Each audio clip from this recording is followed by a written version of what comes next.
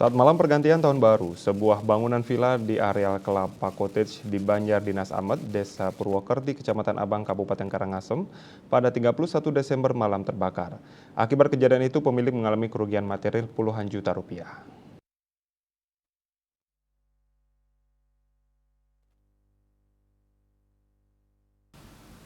Kasih Humas Polres Karangasem Ibtu Igede Sukadana seizin Kapolres Karangasem AKBP Nengah Sadiarta mengungkapkan kebakaran villa tersebut terjadi sekitar pukul 22.30 WITA.